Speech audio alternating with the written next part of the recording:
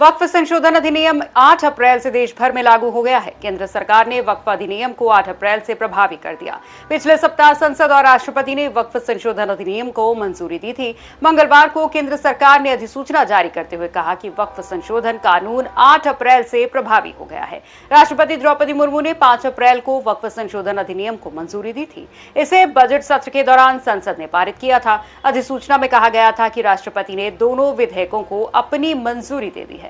4 अप्रैल को राज्यसभा में विधेयक के पक्ष में 128 और विपक्ष में 95 वोट पड़े थे और इसे पारित कर दिया गया था, जबकि लोकसभा ने लंबी बहस के बाद 3 अप्रैल को विधेयक को मंजूरी दी थी। लोकसभा में 288 सांसदों ने इसके पक्ष में और 232 सांसदों ने विरोध में वोट दिए थे। वक्फ कानून के खिलाफ सुप्रीम कोर्ट में कुल 10 से ज्यादा याचिकाएं दायर की गई हैं, जिनमें राजनेताओं, all India Muslim person law board और जमीयत उलेमा-ए हिंद की याचिकाएं शामिल हैं। इन याचिकाओं में नए बनाए गए कानून की वैधता को चुनौती दी गई है। इसे लेकर केंद्र सरकार ने सुप्रीम कोर्ट में कैविएट दाखिल किया है। कानून में एक महत्वपूर्ण बदलाव यह है कि वक्फ द्वारा उपयोगकर्ता का खंड हटाया गया है और यह साफ किया गया है कि वक्फ संपत्ति से संबंधित मामले अब पूर्वव्यापी तरीके से नहीं खोले जाएंगे, जब तक कि वो विवादित ना हो या फिर सरकारी संपत्ति ना हो।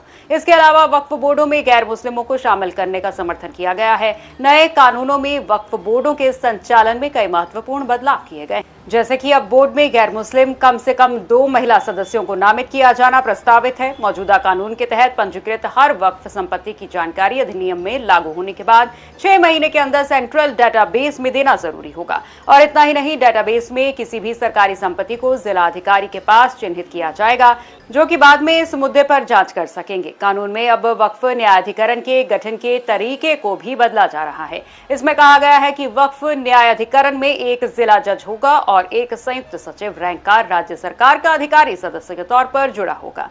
वक्फ संशोधन विधेयक में कहा गया है कि न्यायाधिकरण का फैसला अंतिम नहीं होगा और इससे उच्च न्यायालय में चुनौती दी जा सकेगी।